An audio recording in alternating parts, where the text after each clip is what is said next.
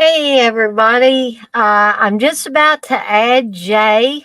Jay's going to be joining me tonight for Seductive Poison, the Resurgence.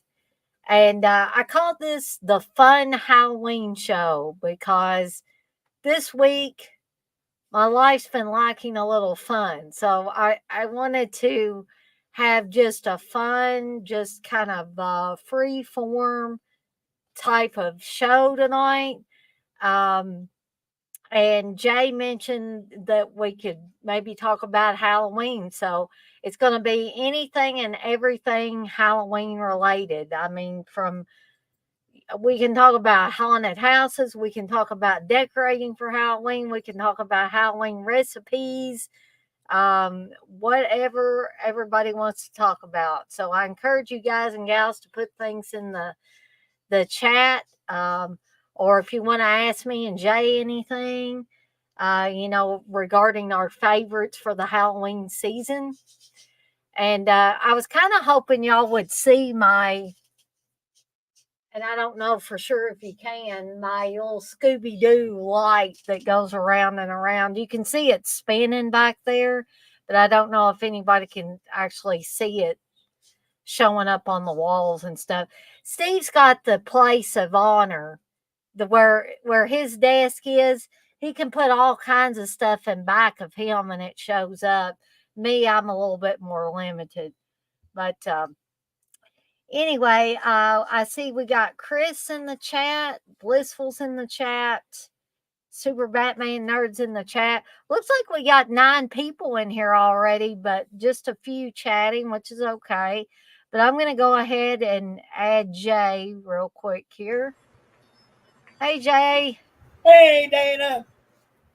And Jay's got his meditation balls out again. And I've got my teenage girl's legs. I wouldn't call them that, Jay. But I'm a 58-year-old man, and I've got the girl. I've got the legs of a 17-year-old girl, and not a single speck of hair on either one of them. well, I know. Of course, my granny was a lot older when this happened, but my mom said she had been like that for years. That she didn't grow any hair on her legs and none under her underarms. I said, well, she's kind of lucky there because. Are you like that too, Jay? Nothing on the chest, nothing under the arms, nothing on the legs. I got a little hair in a few other places that I won't mention, but I've already gone there. Uh, but but yeah, I mean, absolutely. I mean, a baby's ass has got more hair than I've got on my leg. Not even a tiny little wisp of hair, just nothing. I've asked people if I shave my legs. I don't shave anything, but Uh-huh. nothing ever grew. No hair ever grew, and so I'm a freak. Oh no, we got a little friend here tonight, Jay. This is my girl Darcy. Oh, hey, Darcy. She is named after Joe Bob's mail girl, Uh, Darcy. Aren't you? Huh? Are you camera shy? You want to be on uh, the camera? What are you doing? Say hey to Jay. Say hey, hello. Darcy. Okie Okay, dokie. I'm gonna put you down now. Okay. Okay. So it's a wonder I don't have my other one of my other girls in here, Zoe. That's the Basset Hound, but she's back in the living room now. I want to see the birds someday. Oh, the birds. Yeah. Yeah, I'll have to. I may have to do like a stream where I, take my phone around because they have such a tall cage that it's. I'd probably kill myself and might kill them in the process, taking it off of the shelf in there because I have to keep it on a tall shelf because Reggie discovered that he was fascinated and a little bit too fascinated with parakeets when he first came to live with us. And so I was like, got to move these parakeets up a little bit higher. So Eat dinner. Yeah, they would definitely be Reggie's dinner. It would go from curiosity to food, I'm sure, in no time. Hey, Dirk, it's good to see you in here. But you can't stay. You got to watch some films. Um, I know how crazy work can be. Today was awful for me. It was like one of the worst days, like stress levels since I first started with this new job. So I don't know, the like just everything went completely crazy today, and I think it's all because my boss is on vacation. He's in vacation in Costa Rica right now, Well, good for him. which he deserves a vacation. But man, I wish I could take a vacation and just go somewhere and get away too.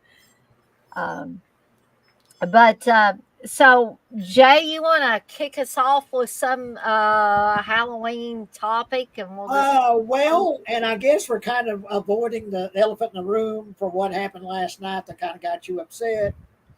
Do we not want to talk about that? And that's fine if we don't. Uh, oh, as far as like I said something and like um well, well, I mean, I'll just say without going into detail, you made a comment. It was during the stream that you're talking about an episode of Tales from the Crypt with TJ, mhm, and you had talked about the character was being treated like a slave. mhm, And you certainly was not making the connection between the word slave and the gender of the person. It had nothing to do with that. right, It was a mostly black cast, but if the cast was white, that character would still be treated like a slave. right, I exactly. personally am a little upset at TJ for even saying that to you because he should have known that's something that would upset you, suggesting that you would have made that connection when he should have known you wouldn't have made that connection. Right, and Uh, I think TJ thought about it later, and he said later to me that he might ought to police himself, and I said, well, TJ, it's water under the bridge now. I just have become extremely paranoid over. well, and like I say, I don't know anyone that is more concerned. I sometimes think you're a little over concerned about offending people, Mhm. but I certainly know you wouldn't have said anything intentionally offensive, you know, about anybody or about any subject. You certainly would not intentionally offend anybody, and it certainly would be a mistake. And in that case, like I say, that connection was just you were talking about the character itself was being treated like a slave. Mhm. And then Mhm. teaching, oh, you can't say the S word. You have to go through the alphabet these days. You can't say the N word. You can't say the S word. You can't say Well, the P I word. was You can't say like, the C word. I know I didn't say the N word because I don't like that word. I Well, loathe me that either. word. But I'm just saying, that's something we've talked about before. How you just have to be so over careful these days about, Mhm. offending someone. And, this whole PC woke crap is just getting so old because to me, it's killing creativity. It's killing free speech. It's killing creativity. It's killing anything fresh coming out. Look at the example. The prime example is look at the original Exorcist, which is one of the greatest movies ever made to me. I think And so you talk too. about offensive. There are moments in that film that, if you're a human being, you're going to be shocked and offended by it. You've got a 12-year-old girl stabbing herself in the crotch with a cross and in a Mhm. demonic voice saying, "Let Jesus fuck you." Now, can there be anything more offensive, Right. whether you're a religious or not? Is there anything more offensive than that? And yet, that's one of the greatest movies ever made You know because what I always thought about that scene in The Exorcist? I think the way I'm able to wrap my head around it is I think of it this way. If the devil or a demon did possess a young girl, wouldn't that be exactly what they'd be well, doing? yeah, that's the whole point of it is the demon is trying to shock everyone. It's trying to make you despair that this little girl is abusing herself that way and Yeah. saying these words. You know, it's an evil spirit. It's possessing this girl. Mm-hmm. And the movie is almost shot like a documentary. It's very realistic. It's shot like how people would react to something like this. Even though it's a Right. supernatural thing, a little girl being possessed by a demon, it's being treated very like a real thing. And Mm-hmm. how people would actually react to something like this happening. Mm-hmm. Then the example I'm going to give, look at Exorcist Believer, which I haven't seen it. I have no intention of seeing that movie. But from the reviews I've seen, from seeing CK and Uncle Bill, what they've said about it, it's just a product. It's like a generic box of cereal being pulled off the shelf and shoved in your face. Right. There's no real characters in that film. It's not treated with any kind of respect for the characters. It's just a product. It's just something shoved at you with no imagination, nothing, and no kind regard of certainly to the original film, which is supposed to be a direct sequel to. Mm-hmm. And it's, you know, and that's why I go back to why we certainly just can't offend anybody. What's the worst crime you can commit is to offend anybody. But some of the greatest movies ever made have scenes that are shocking and offensive Mm-hmm. and really, make you think. And that's how great movies are made. They're telling their story, and yeah, sometimes that's going to involve Mm-hmm. something shocking, something offensive. Um, that chance isn't taken anymore. They won't take that chance to offend or to shock. Right. And like I say, this example where worrying about saying Jay, something. I'm gonna have to step away for a second for the dog likes to Well, okay, sleep. I'll rant while you do that. Saying something in the wrong context or something like that. Well, I say, so what if you're offended? Because what's the worst thing that will happen if you're offended? Really? You still will wake up the next day. The sun will still rise and set if you're offended. Big deal. You should sometimes be offended. You should sometimes tell a story that might, in some ways, offend somebody because that's how you tell a story that has some substance to it. And you shouldn't have to worry about, well, am I going to offend somebody by telling my story? Just tell your fucking story. Mm-hmm. And if someone is offended, big deal. It's not going to end the world if someone's offended. Yeah. Ugh, You, I'm and sorry. you I'm sorry to that's go on there. that's okay, Jay. When you did tie in like horror movies or a movie that people will watch at Halloween time, because I always watch The Exorcist at Halloween time. Well, like that, and to me, that's just simply one of the greatest movie periods ever made. I don't even really even categorize it as a horror film. You certainly could categorize it that way, but I just see it as one of the best movies ever made. Period. Mhm. And there are certainly some scenes in that movie that are shocking and offensive. Well, And you can look at something that's supposed to be from a religious standpoint, Passion of the Christ, which is about Jesus. yeah, And if that movie's not shocking and hard to watch, but people went in droves to yeah, see that. But and it's almost, you can compare that movie to one of those torture porn films.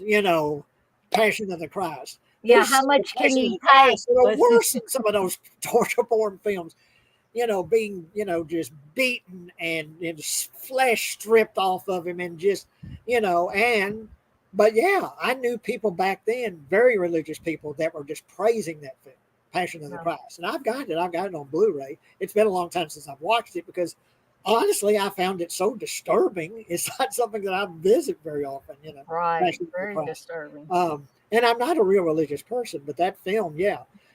But, you know, And sometimes, yeah, can you go too far? Certainly, you can go too far.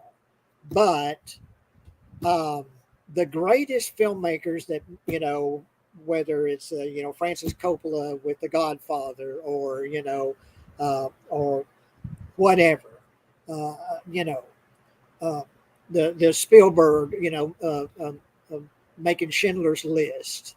There's Mm-hmm. some very, very disturbing scenes in Schindler's List. People being shot in the head, and their brains being blown out. You know, but if you were not to have those scenes, you would be cutting back on telling your story. You would be telling your story the way that story should be told. Mm-hmm. There's some stories that need to have shocking, intense, disturbing scenes to tell the story effectively. Um, Mm-hmm. and like I say, but I know I'm really sort of diverting away from the subject of what being concerned about offending someone or saying something that might, you know. But I'm just saying, as a human race, people, we need to fucking toughen up and get a thick skin and just get over ourselves, Mm-hmm. because that's how you make it. That's how you tell a good story. Is you don't worry about, is this going too far? Is this going to offend or whatever? Just tell your story. You And know, I had to come to the realization that I'm not going to make everybody happy all the time. well, of course, And nobody is. I just got to get on. All I want to do, I tell everybody that the only reason I got into the YouTube game, it definitely was not to get rich, because I ain't going to get rich doing this. I ain't going to be able to quit my day job. Um, but it was to have fun. I saw how much fun like CK and Uncle Bill were having, and how much fun some of these other YouTubers were having. I was like, I want to have fun like that. I never knew that me wanting to have fun was going to open me up to, people coming at me from all sides. And I'm not saying this necessarily about TJ. I'm saying about overall things. People have come out of the woodwork and bothered me on other streams. Like, I've been on Dead Pit streams, I've been on John Grande stream, and they follow me in there, and it's like, where in the heck are you people coming Well, I from? mean, what you do, as far as when sometimes you push the envelope a little bit, but you barely do that. Look at CK and Uncle Bill; they're heavy envelope pushers, and they're still doing their show, and they're still popular, and they're still getting a lot of people watching their Yeah. show. What you do is so mild by comparison, as far as the things you say, and yeah, I mean, we had a watch along for I Spit on Your Grave, which Yeah, that's pushing the envelope. but that's the movie. That wasn't you. The movie was disturbing and very violent, and but But I did make spiral cut hot yeah, dogs you and, made this well cut made hot dog, made but it's just fun of funny. things. And like I say, that's so mild compared to what Uncle Bill and CK do. But You I know, think they're and I do, and I know you know they're I entertaining. love those guys. I'm certainly, Yeah. I think they should do what they're doing, but I'm just saying by comparison, what you do is so comparatively mild. You Mhm. don't, you're so concerned about offending or, saying the wrong thing that, there's hardly a nicer person on the internet than Dana here, Oh, well, Uh, thank you, Jay. so, I appreciate that. And so X-Ray says Jay's got the meditation balls out again. That's how he gets his sexual powers. I Oh don't man. know about that, um, but okay. So we've addressed that subject. Now let's talk about Halloween. Um, and I've been trying to watch something every night, something Hmm. Halloween related, Me too. and I'm trying to think what I saw. Oh, for people that have got the Amazon channel, Renfield's on there now. And I finally saw Renfield with Nick Cage, and I Did you love like Nick.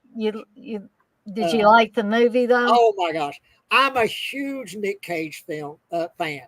I'll watch even his bad stuff and enjoy it because I just think he's so entertaining. Nick Cage, he makes a bad movie good, and he made so many just really no budget films, you know, and I haven't seen a lot of them. I haven't seen, but I'll get into just a Nick Cage mood, and I'll just find something on the net and just Nick Cage, and I'll watch something. I watched a western he did like a year ago, and I really enjoyed it. I forget the name of it, but it was him and his daughter, his young daughter, and it was really good. I thought it was really good. Um, but anyway, Renfield, he plays Dracula, so I mean, come on, Nick Cage playing Dracula. That's all you need to know. If you're a Yeah, Nick Cage fan, that's all you need to know is it Nick Cage was. plays Dracula. I watched a little bit of it with Steve a few weeks ago, and I thought it was decent. It's not the greatest film ever by any means, but it's fun. Uh, there's a lot of CGI blood and gore in it.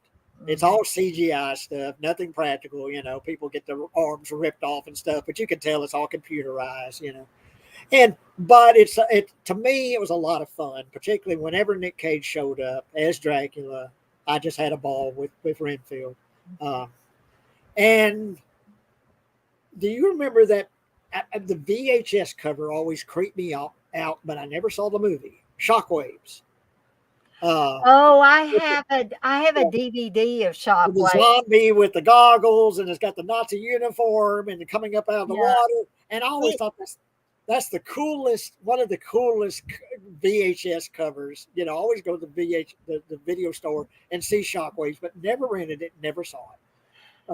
it But is. It's been a long time since I watched it, but it does have a very creepy vibe and atmosphere and all that stuff. And yeah, this the thought about Nazi zombies, like basically coming out of the ocean or whatever. That's just creepy in and of itself, I think. and Peter Sellers is in it. He plays like a Nazi, you know, commandant, you know, from the war, but he's like modern day now, you know, and he's in this old dilapidated mansion, and I think it was 1977 is when it came out, and that's the same time Star Wars came out. He's in Star Wars, too, you know, Peter Sellers, and he looks the same as he did in Star Wars, but it was just cool to see Peter Sellers.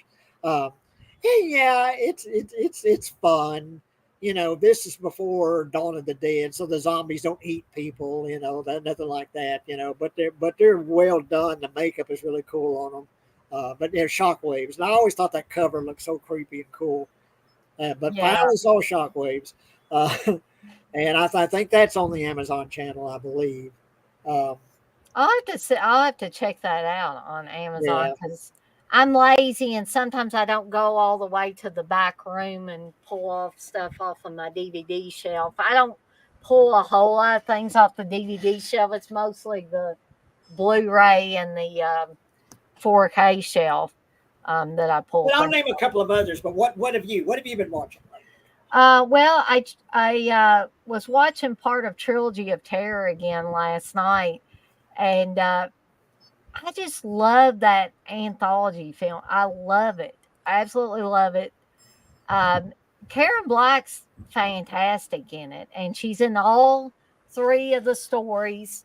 For those of you that haven't seen it, she plays basically, I guess she's like a witch in the first story, and she plays a woman named Julie who's a teacher, I believe, at this college, and there's this real kind of like I call him a douchey guy, you know, because he thinks he's like he goes around like he's God's gift to women or something like that, and he sees Karen Black's character of Julie one day, and he just all of a sudden he says, "I wonder what she looks like under all those clothes," and that will come back into play later in the story, and so he thinks he's blackmailing her 'cause he gets her to go to the movies with him, he spikes her drink, she passes out, he takes her to a hotel, and it's assumed that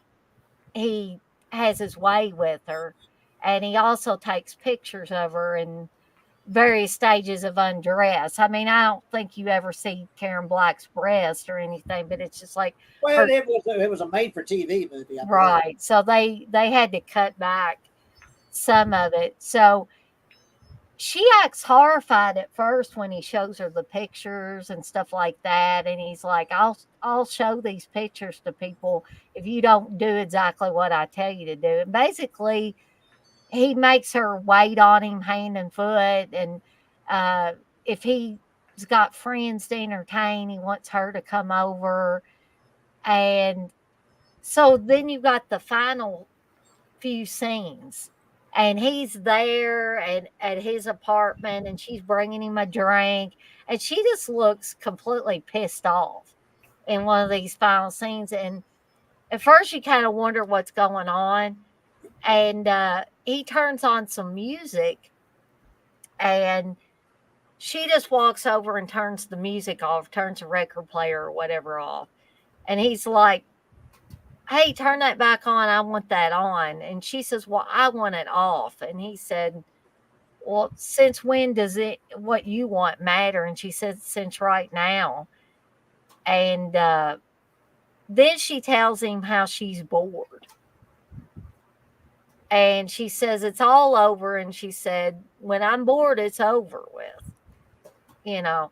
And so we find out that she has poisoned his drink and she kills him. And then she sets fire to his apartment and makes it look like, because he was a photographer and he had chemicals that he used to develop the pictures, she basically sets things on fire using those chemicals. And then it looks like he was just careless and caused a fire himself, and that's what happened to him.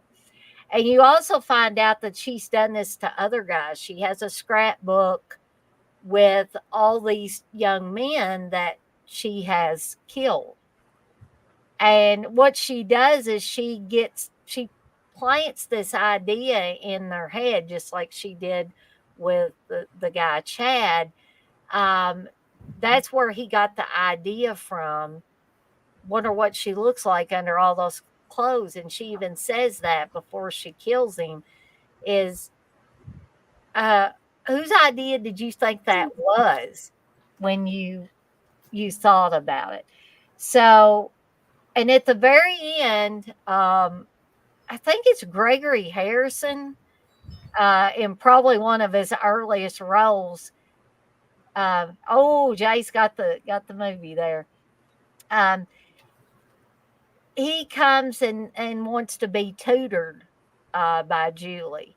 And so we think, oh no, it's going to happen again. So then it goes to the next story, which is about two sisters, Therese and Millicent, who one is a good person, a nice person, and that's Millicent or Millie. And Therese is wicked. Teresa's into witchcraft and voodoo and all, all kinds of Satanism and all kinds of stuff. So, so anyway, I got distracted by the chat. Sorry about that. So Mhm. we go along here, and George Gaines is in this segment too, and I love George Gaines. I was actually going back and watching Punky Brewster episodes about a week ago, and George Gaines is on that. He's the guy that adopts Punky. Does anybody remember Punky Brewster? Oh yeah. I've forgotten how good that show really was. I was almost crying those beginning shows when Henry, says, at first he says he can't adopt Punky, and then he wants to adopt her, and the state basically doesn't want him to, doesn't think they think he's too old and stuff to be a proper parent to her. Um, but anyway, George Gaines is in it, and he plays the doctor for Millicent and Therese. And some people might be able to pick up the twist on this. If you haven't seen this movie, you might want to step away for a second because I'm kind of gonna give it a let the cat out of the bag with this one. So And you should mention that Karen Black plays both sisters. yes, she does. Actually, she plays a total of four characters in this whole movie because she plays two characters in this one. So, so actually, it's kind of like a quadruple terror or something if you want to count how many times Karen Black is a character in this. Um, so I hope everybody stepped out of the room that doesn't want to hear this part or wants to. Oh, the movie's 50 years old. Come on. Jay's like, all right, go ahead and spoil it. So what we find out, and I didn't catch that the first time I saw it, was that this is a split personality. That Therese and Millicent are the same person, but in her mind, she thinks Therese is separate. So Millicent thinks she's going to use voodoo and kill off her sister Therese. But when she does it, she makes a voodoo doll and she stabs it. Well, it kills the only person that's there, which is Millicent. And so the doctor comes to visit because he hasn't heard anything from Millicent or Therese for a little bit, and he finds Millicent. We find out on the floor, but she's got the blonde wig and stuff like that on for Therese. And so when the ambulance people come to take the body away, he says, "Can you hold up 1 minute?" And he wipes the makeup off of her and he pulls the blonde wig off. And he says it's the most advanced case of multiple personality I've ever seen. Um, and so I really I like all the stories, but now we're getting to my favorite Well, story, let's talk about Amelia. Amelia. Now, I'm going to let you tell the story, but I've just let me interject here that Hmm. I saw this, I think I was 8. Uh, and it was on a little black and white TV at my house, my house that I grew up in here down the road here from where I live now. Um, and I was by myself. It must have been like 10:30 at night on a Saturday night, I think. And I was watching the black and white TV. Had old rabbit ear antenna, and and I was watching I think I watched the whole thing, the other two stories, and just being a kid, just liking anything that's scary or creepy or whatever, and but was completely unprepared for what came with Amelia. Um, and talk about scaring the ever living shit out of me as an 8-year-old. Uh, but anyway, go ahead. Let's talk. Tell about Amelia. Okay, so and I will say that I've wanted one of these damn Zuni fetish dolls for years, I and I keep won't. working. I won't have it in the house. No, that's never. I want one so bad No, no, because no. um but probably if the little chain fell off on it, I'd Uh, probably be freaked out. But so I have looked for these dolls, and they're on eBay from time to time, but you cannot find any of them for any less than $300. I don't know how much they were when they first came out. can you imagine what the original props must Oh have? yeah. I don't know if they saved them. I don't know if they're saved anywhere. If anyone saved the original fetish doll props. Uh, but oh my goodness, it still creeps you. I watch it. I may watch it tonight. But yeah, oh my goodness, that would still affects me. Um, So Amelia, we see her bringing this rather large box into her apartment. We find out that this is an apartment that she's subletting, I believe. And she is dating a guy from, I think she works at a college, and she's dating another teacher there or something like that. I don't know. I forget exactly how that goes, but um, There's so a great conversation she has with her mother on the phone, and yeah, a great bit of acting on Karen Black's part, where of course it's just all her, yeah, it's her all her talking. talking to her mother, and her mother wants to come visit, but she's having her boyfriend come to visit, and it's Mhm. just the conflict she's having with her mother about I'm not doing this to hurt you, but and I don't. But anyway, that's a great bit of that part of Yeah, the very dramatic very part of dramatic the movie. and just a very good acting, a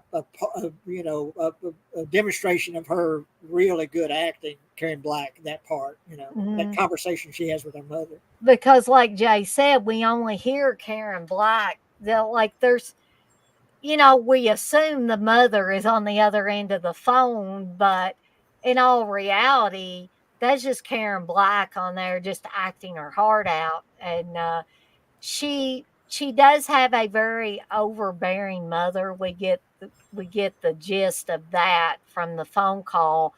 And she does. It's her boyfriend's birthday. She's giving him this Zuni fetish doll, because I think he's a professor of anthropology or something, and she thought he would really, get a kick out of it. Well, her mother is all hurt because she wants to spend time with her, but they spend time with each other every weekend, I guess.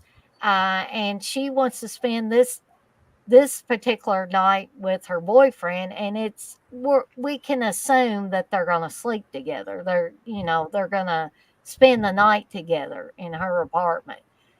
And so I'm probably going to have to get those dogs in a minute. They're Yeah. driving me crazy.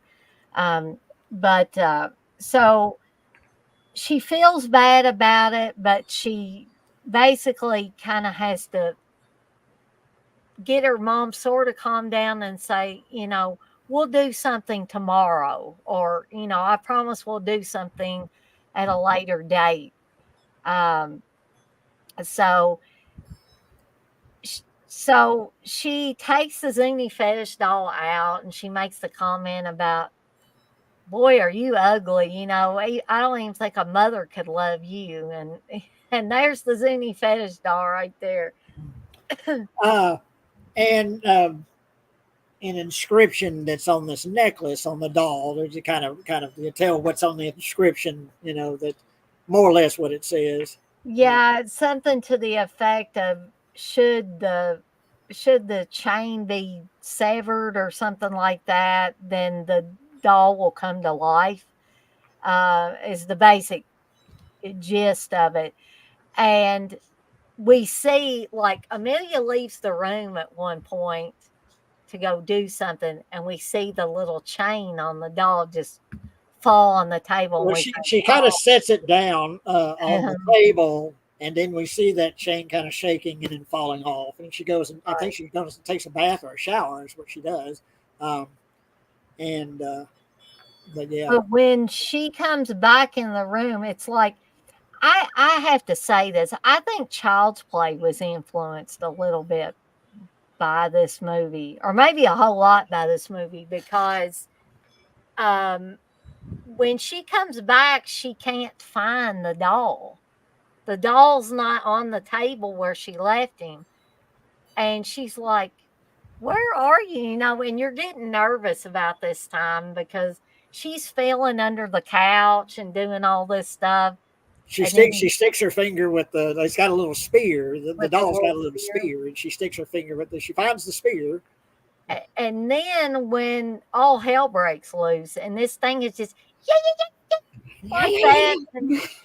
And I mean, it is, people might think it sounds silly, but you watch that movie, that thing is creepy and it's vicious. Well, it finds a knife in the kitchen on Mhm. it, so it's got a knife in its little hands, and Yeah. it's uh, And she even tries to put it in a suitcase, and it takes the knife cuts and itself out starts of the cutting its way suitcase. out. Uh, Um, and, so it's basically chasing her all over this apartment. which is not that huge anyway. And she keeps trying to get away from it. Tries to And drown it in the tub. yeah, and she finally ends up closing it up in the oven. But here's the deal. When she opens that oven, she thinks it's dead and Well, gone. we hear it burn, we see it burning, we hear it screaming, we hear its kind of Mhm. dying screams in the oven, and finally it gets quiet, and she So opens up she that oven. thinks it's okay to open up And the oven. And I think it's at that point that the doll possesses her a because spirit kind of jumps out, you know. jumps out of the doll and into her. Kind And of for reference, think of the ending of The Exorcist when Pazuzu, exits Reagan and enters, Father right. Karras. That spirit enters her. The fetish doll's spirit enters her, and you see her screaming and falling back. Uh, And so then we come to like the final scenes of this segment. And we see Amelia, or what we think is Amelia, and she's talking to her mother, and she's, Mom, why don't you come over? I can be with my boyfriend another time. Why don't you just come over and we'll have a nice dinner and all this stuff? And she's like, I'll see you later. And uh, then the scene where she squatted on the floor. when she pulls the lock off the door, she jerks the Supposed lock off Yeah, the she door. does all that, and then she walks over and she just kinda squats like, Squats on the floor, and she's got a kitchen knife in her hand, and starts stabbing the floor, and then that smile, and and then those. it zooms in, the camera zooms in on her, and you see those teeth, and you think, if you haven't already figured it out, "Oh god, she's become the Zuni fetish Yeah, doll and now." those teeth. Oh God, those teeth. Um, but yeah, and just really well, that segment is really well edited. With the doll chasing her around and stuff. The way it's edited, like it's a TV movie. Um, and that segment is just one of the most well regarded horror films in like history. Is that segment of Trilogy of Terror.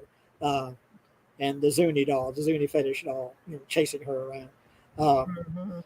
and it's still really effective, still well done. And yeah, they talk about giving you the creeps. Something to watch before bedtime. I try not to. Don't watch before bedtime. And Well, I will never have anything like that in my house. I know you want one. No, not me. if I ever get one, Jay, I'm gonna bring it on a string Oh here my on, and God. I'm like, "Here you go, Oh man. Jay." I've seen, like you say, like on eBay and stuff. It's Mhm, it's it's not the best version of it. It's kind of it's mhm. plastic. It's Right. it looks kind of like it. And when I went to when Karen Black was at Frightmare, when she asked me if one of my parents was black because I had that kinky curly hair, uh, she had one of those plastic fetish dolls on her table. Uh, and of course, she had pictures of her with the smile and the teeth that she was signing, that you could get. Uh, you know, and there's a lot of people getting that picture, getting that sign, that picture of her with the knife and the smile. Uh, but she had that doll on her table, that kind of knockoff doll, plastic doll that you can buy. Mhm. Uh, but even that, I wouldn't have in my house. uh, Well, a lot of people won't, like, have Chucky dolls or anything in their house, and I have, um I actually have one out in my Halloween decorations. He's kinda like a bump and go Chucky type of thing, and then I have another Chucky doll that I used to, when I was living at home with my parents, I used to lay that damn Chucky doll on my bed, and people probably thought that that was, you bizarre. want to talk about as far as a doll and something creepy. I talked about the old days when the Sears fall catalog would come, and the J.C. Penney fall catalog, and in the back they'd have the toys.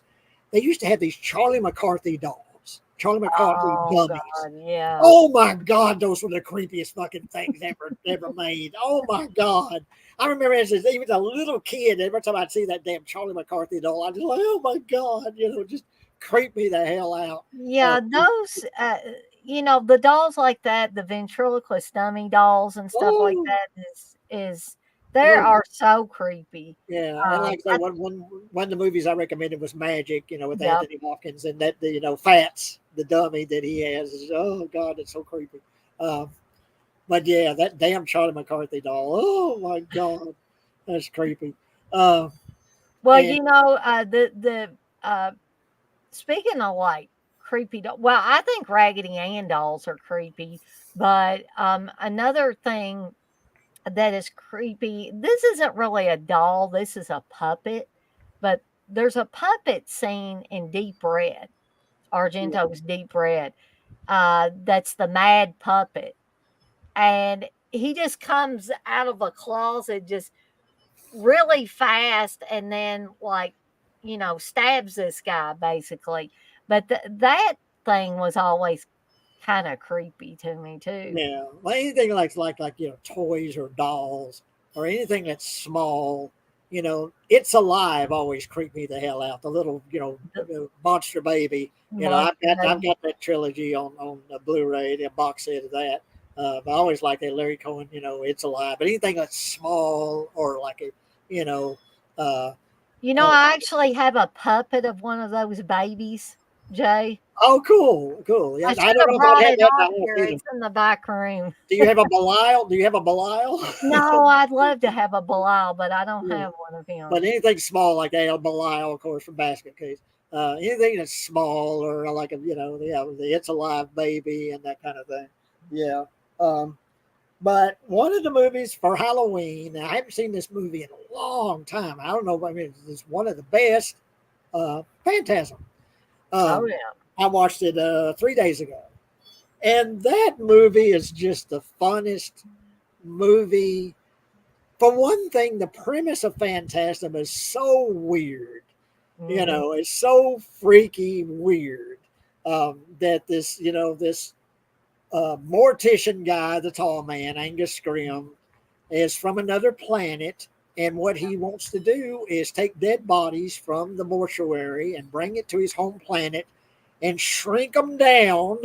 They Hmm. have to be squished because of the atmosphere of the planet. They have to be squished down to dwarfs and resurrected as slaves. and Yeah.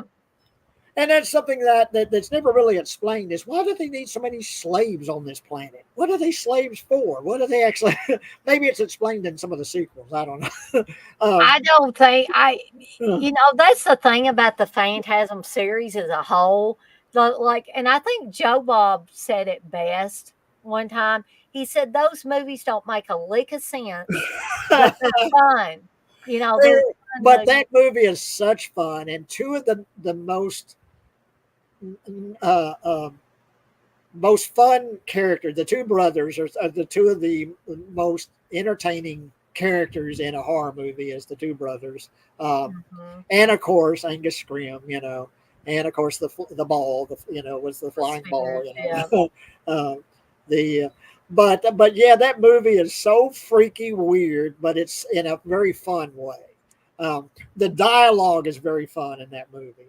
Um, it's like when the first time, what is the kid's name? The younger brother, what's his name? Oh, Mike. When when he goes through the portal into that world, and when he comes back, he immediately knows what's going on. He goes, Yeah.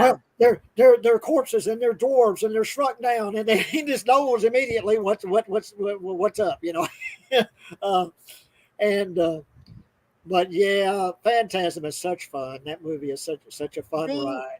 the Um, dialogue is and fantastic, the and dialogue in that movie is, I and of find course myself laughing the at the uh, the so much. song. What's the song that he plays on the guitar? What's that song? Uh, Uh, Sitting here at midnight, yeah, so is that what it is?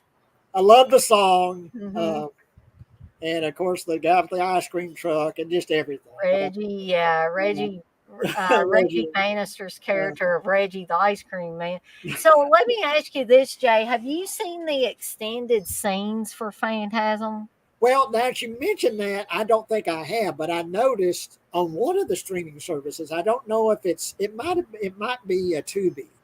They've got the extended cut of Phantasm. That's what they Right. call it, something like that. I think that's what it's called, something like extended cut or director's cut or something like that. So I might in the next few days watch that because I don't know if I've ever seen that. But why Because do you? there's some funny there's some funny stuff in there where, like, Mike gets really super drunk and, like, they go to Reggie's ice cream shop and, like, Mike is standing out there by the Hemicuda peeing, and it's like, one of, Reggie's ladies that helps him in the ice cream shop is pointing out at Mike, and you see Mike from the back, but you clearly know he's taking a pee, and so uh, he Jody says, "I'm going to have to go, get my brother," and so he has to go out and get him. And there's just a whole funny scene where they're throwing ice cream at each other and stuff like that. And it's Reggie's ice cream shop, and he doesn't even care. They're all throwing bunches of ice cream at each other. But Well, at one point they store one of the dwarf bodies in his ice cream truck, and he's like, "This better not leak on my ice cream," or something like that. You know. But yeah, that movie is such fun. I'm just like, if you've never seen Phantasm, of course, most people, I'm sure anyone that watches this has seen Phantasm. Uh, but yeah, one of the best, one of the most fun, definitely. horror films there is Phantasm. So I And got to ask everybody this too, including Jay. Do you think that little trick that Mike does to get out of his room with the gunpowder and stuff, would that really work? I'm afraid that could backfire very easily. That's what I was thinking. Could blow his hand off or his face off, something like that. Yeah, that would be that's what's so cool about that movie is you just accept that in Phantasm. Yeah. You accept something like that because that movie has such a fun vibe that what these characters do, even something like that, you just accept, and just go for the ride. Even something like him, you getting that shotgun shell, and it's like, how did he even think of that? That's horror movie logic there, I guess. But yeah, that is such a fun ride, Phantasm. And I need to watch the sequel. It's been a long time since I've seen the sequels too. I know part 2 is a lot of fun too. And part 2, so I mean, they're all a lot of fun for me, except Ravager. Ravager just depressed the hell out of me, and that was the last one before Angus Scrimm died, and I'm just like, oh, and Coscarelli didn't direct it; somebody else directed it. And I've said this before, I'll say it again. I think when they made Ravager, I think the time had literally come and gone for them to make another Phantasm film. Because truth be told, Angus Scrimm was too old. He was sick at the time. He couldn't even be in a lot of scenes. And here's the big thing that bothered me. After all the different weird, bizarre things that happened in the Phantasm series, they seem to pin it down to, oh, Reggie's got dementia. Reggie's in a nursing home. I was like, who thought this was a good idea? I was like, no, and Mike would come and take care of him and was pushing him around his wheelchair. There's a scene where Reggie's laying in the bed, and guess who's over in the next bed? Angus Scrimm is over in the next bed, and it's like, no. I can't go back and watch that movie. I really can't. I've never seen it, so I'll just avoid it. And another movie I watched, I think for the first time, if I've seen it, I don't remember a bit of it. Ghost Story. Oh yeah. That's got a bunch of old guys, a bunch of old, famous old actors. I'm gonna step away just one more second. But anyway, it's a really well done. Basically, it's a ghost story. It's about a ghost, this woman that she's coming back to haunt these old men that had done her wrong back in the 40s or whatever it was, 50s or whatever the time period was. There's a flashback with it, having their relationship with this woman, and then she comes back as a ghost. But a really well done ghost story. Very, very good Halloween movie. put you in the Halloween mood. Ghost Story. And I'm trying to think of all the different actors in it, but a bunch of old guys. There's a bunch of I forget what the club they call it. What was the club? They have a club. What's the name of the club in Yeah. Ghost Story? Oh crap! If you Uh, hadn't asked me, I would I know. forget what they call themselves. But anyway, that's a very it's very well done, and the ghost is very creepy. The ghost woman is and what they do with her and the makeup, is very creepy. Um, and yeah, Ghost Story. Um, and last night I watched another one I haven't watched in forever, Twilight Zone the movie. Uh, Oh yeah. and of course, knowing what happened to Vic Morrow, you Mm-hmm. know, it of course was tragic. And then of course, Jay, by the way, that was called the Chowder Society. Was their club? Chowder Society, Ghost yeah, Story. the Chowder Society and Ghost Story, yeah.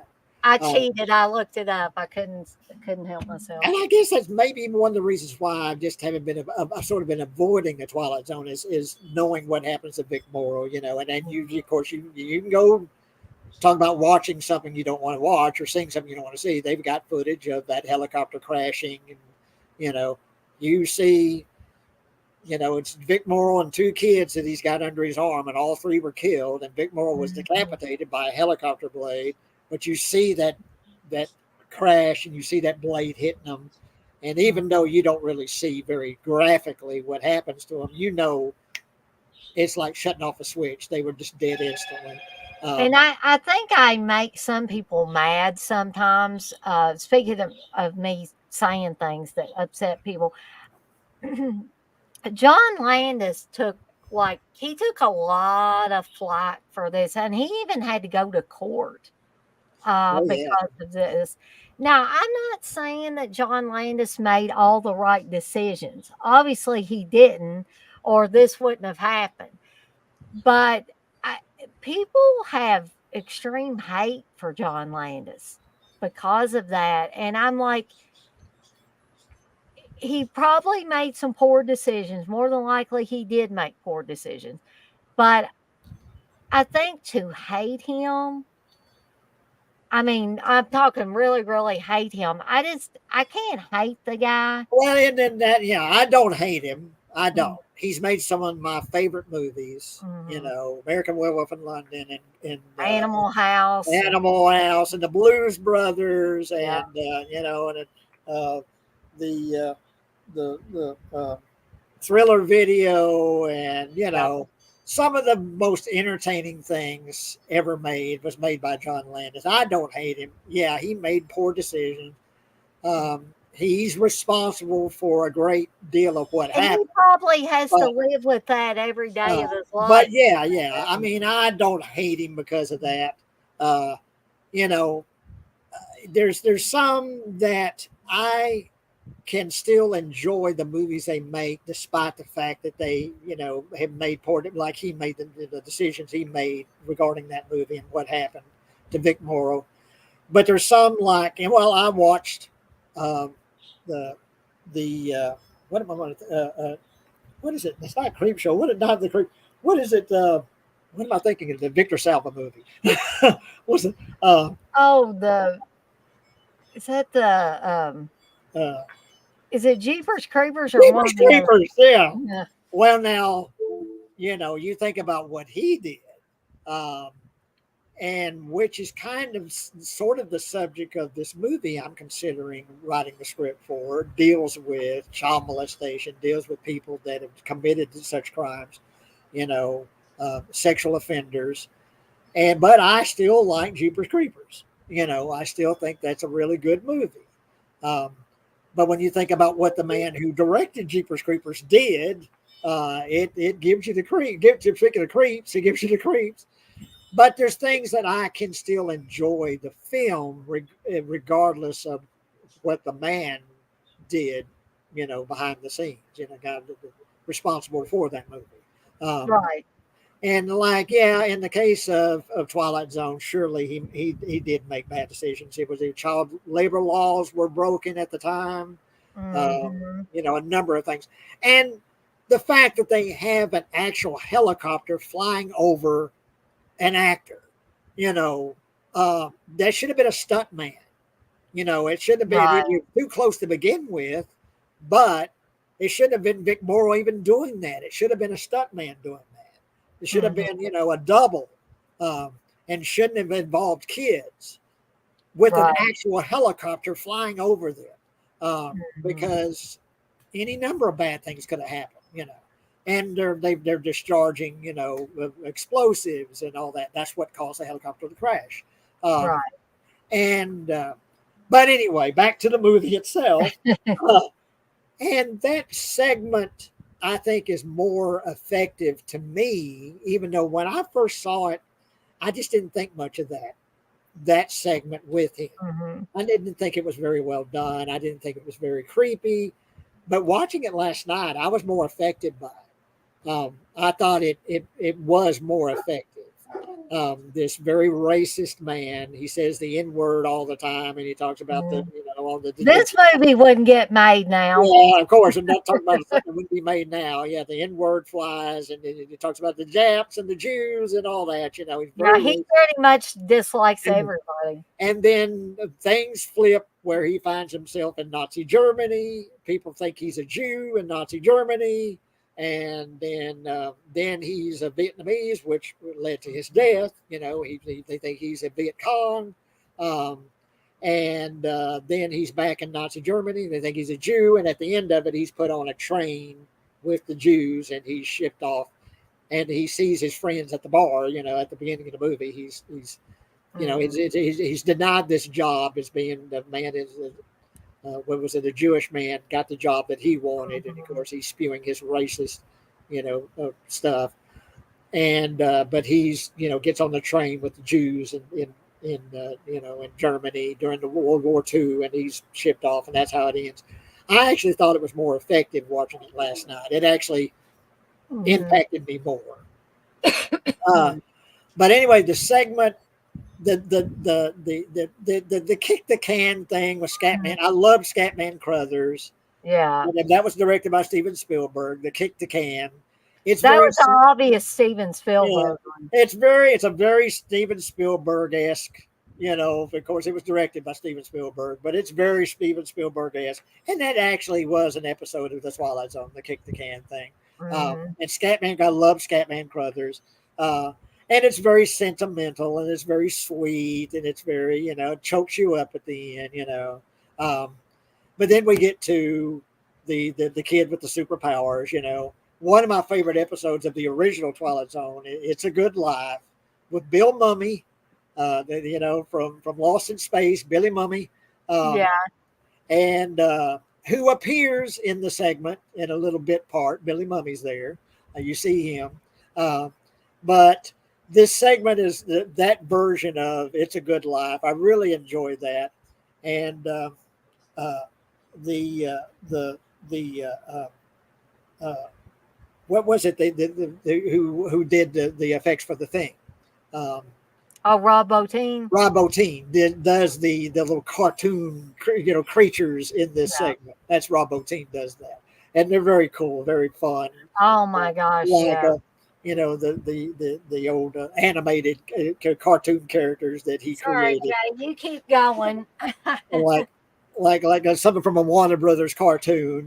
These fun creatures that appear. Rob Bottin did that. Very cool. Joe Dante directed that segment. Who directed Gremlins? It's very reminiscent of something like Gremlins or something like he would direct. Joe Dante directed that. Um, and and but yeah, uh, I I still have a lot of fun with Twilight Zone the movie, and of course the last one with the Nightmare at 20,000 feet. Uh, the lot of fun, and I may still have it, the vinyl uh, with Jerry Goldsmith, who did the music for Twilight Zone the movie. Uh, and I used to listen to that just obsessively. I love the soundtrack to Twilight Zone the movie, the music in that by Jerry Goldsmith. Um, So, what did you think of the? I'm sorry if you already talked about this, but the wraparound story for Twilight Zone, the movie. Want to see something really scary? Yeah, Uh, exactly. I love it. uh, Dan Aykroyd is great in yeah, that yeah. wraparound. Dan Aykroyd, who was the comedian, the with him. Oh shoot. Gosh, But I'm trying. here, let me look. Um, but yeah, that and it begins with CCR uh, Yeah, Midnight Special. Midnight Special. I When love you that hear song. that, when you hear that opening, the notes from the Midnight Special, like, yeah, we wake up in the morning, and I love the way they begin that movie. Uh, and then CCR, Creedence Clearwater Revival, Midnight Special. Um, but uh, but yeah, that, like I say, I'm looking up something here, but the um,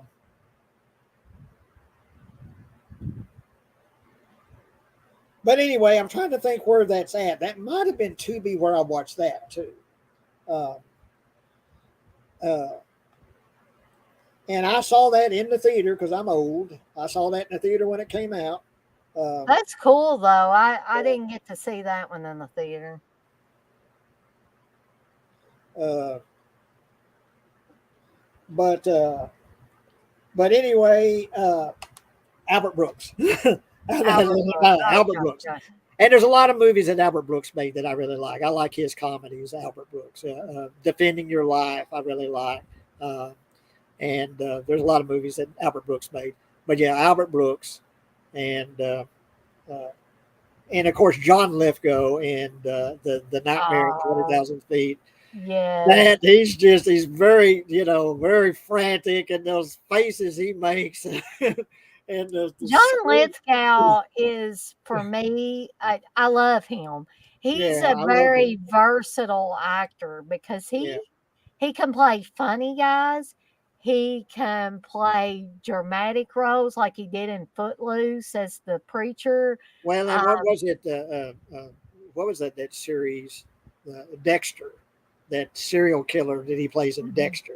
Oh God, that was one that really, I don't know if anyone is a Dexter fan out there. I watched it early on, but then I didn't that ever. that that season with him is really good. Because I think that kind of went downhill. The series kind of went downhill the longer it went. But that season with John Lithgow, and I believe it's Lithgow. I always said Lithgow, but I've heard him say Lithgow. So you pronounce it Lithgow, John Lithgow.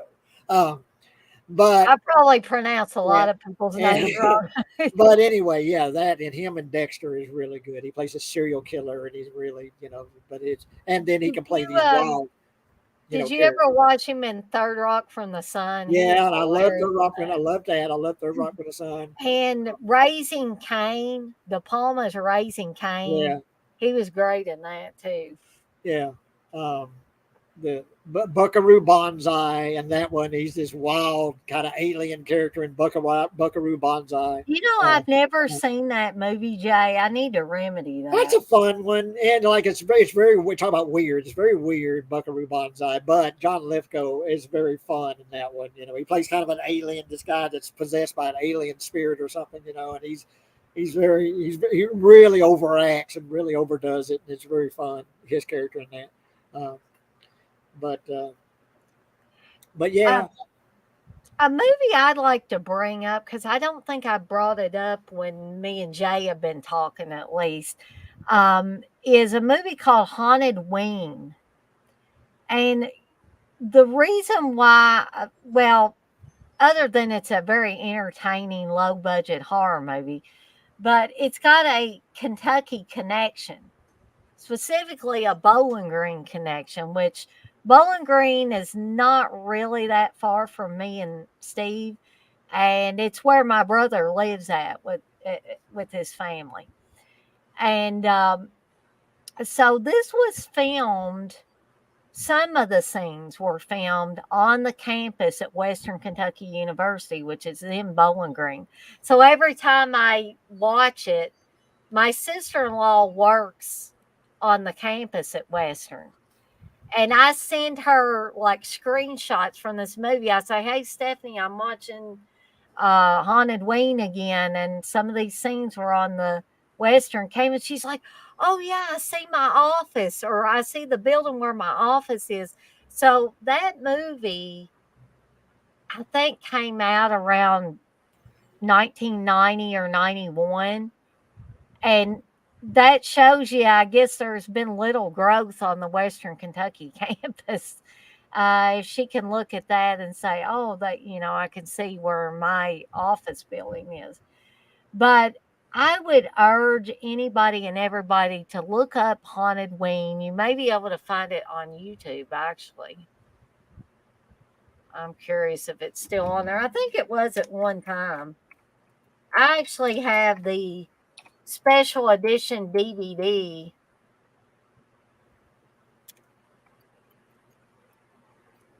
that has a commentary and stuff on it. Well, I see the documentary for it. I think one correction I need to make. I think I might have said that Peter Sellers was in that that movie. What was I talking about? But it's Alec Guinness. Oh, Alec Guinness. Yeah, Okay. Alec Guinness. So I might have said Peter. I don't know why I said Peter Sellers. Uh, but Alec Guinness. And Hmm. Well, I would say look for this movie. Maybe it might be on Tubi or something like that. I'm not finding it on YouTube right now. But Haunted Ween is a fun one. Um, and it's Haunted Wing. Haunted Ween, like WEEN on the end of it, like Oh, okay. Halloween instead of it. Oh, okay. Haunted Ween. Okay. Yeah.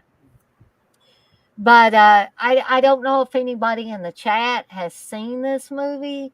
I I've never think seen. maybe CK may have seen it. I'm not 100% sure on that. But if you can find it, definitely check that movie out. It's just so much fun. I mean, it has some good kills in it. But the characters are what I love.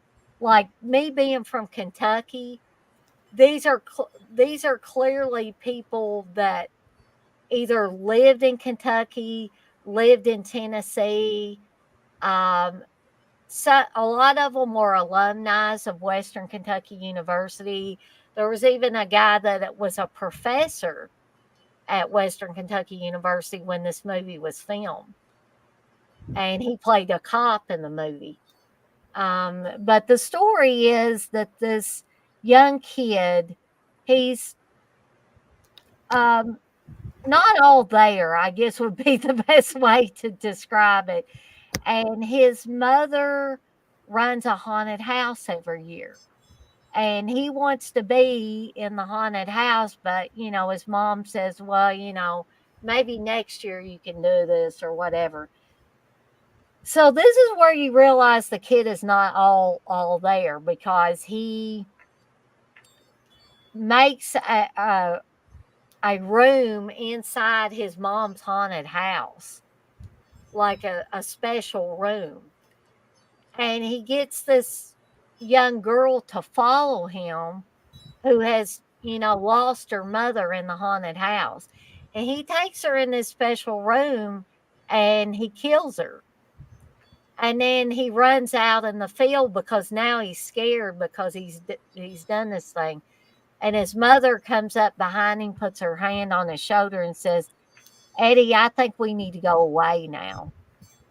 And so then it moves forward 20 years later, supposedly, to college students who are at Western, but I think they call it, what do they call the college? But they don't call it Western. Probably legally they weren't able to call it Western Kentucky University. But you have all these, like for instance, Hanks. Hanks is my favorite character in this movie, and if you watch the movie, you'll see why. Hanks has one hell of a Kentucky accent. I'll just say that. And the director said that people thought that was act. And he was like, no, that's his real accent. That's how he talks. And after he graduated from Western Kentucky University, I think he went to law school. And they said he was a lawyer in Louisville. Now, I don't think he's a lawyer in Louisville anymore. I said, I'd love to look that guy up. I want to go talk to that guy. But he was great in this movie. And truth be told, he reminds me of our good buddy, Uncle Bill. Something about him. And if you watch this movie and you watch Hanks, you will, and people that know Uncle Bill, which is probably most of the people, if not all the people in the chat, um, I can't see y'all disagreeing with me too much on that. So Jay, you looking up Haunted Ween? Well, no. Uh, I had got a little in, notation that had popped up, and I was seeing what that was. But, Uh-huh. but that is one that I am going to write down, Haunted Ween. And do you know if that's streaming anywhere or if it's? That's what I was trying to figure out, if it was on YouTube or anything. And let me look one other place here real quick.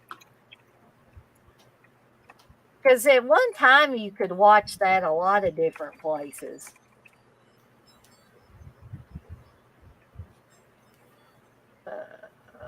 Let's see. Oh, somebody has got it on Facebook. How they do that, I don't know. Let me see if that's. It looks like it's the full movie.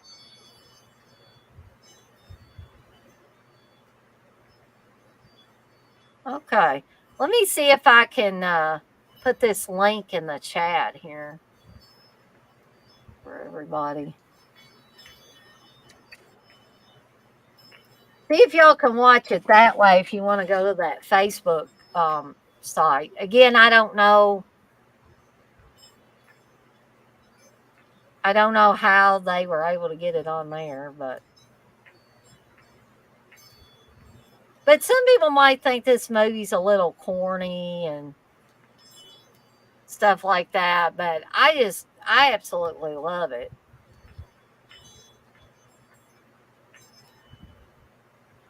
Oh, maybe it is on YouTube. Hold on here. I think it is on YouTube. I'll put that link in the chat too for everybody. I'll ask you that this is something that goes the fans of horror would actually. You haven't watched those films?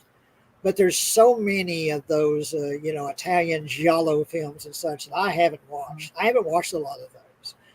And so if I'm going to like crack one open, what would you suggest? Because I went through the list on Tubi and Amazon Channel and just put stuff on watch lists like Deep Red and, Mm-hmm. and Do such as. you have this is another Argento one. Do you have Tenebrae? I think Tenebrae is on the list Tenebrae's somewhere. I great. think it might have been on Tubi or something, but I've got Tenebrae on the list. What about Demons and Demons 2? Do you have those on there? I think Demons. I don't know about Demons too. I think I got Demons on one of the list. And what is it? Is it Four Flies on Gray Velvet or something like that? Was it? Yeah. Yeah. What about Blade in the Dark is one that I've been reintroduced to that I was like, I'd forgotten how good this movie was. Yeah. Um, That's what you just. I want just like to crack one open. Deep Red is that? I just like the name of that one. The Deep title. Red is an awesome movie. I think you'll enjoy that, Jay. But anyway, that's on one the list. I'm trying to remember which one it was. It might have been Tubi, but I can't remember. Wes is in here. He says Dario Argento's Opera. Opera, that might be on one of the lists too. Opera. Well, Chris, we're going to have to agree to disagree on Torso because I can't stand Torso.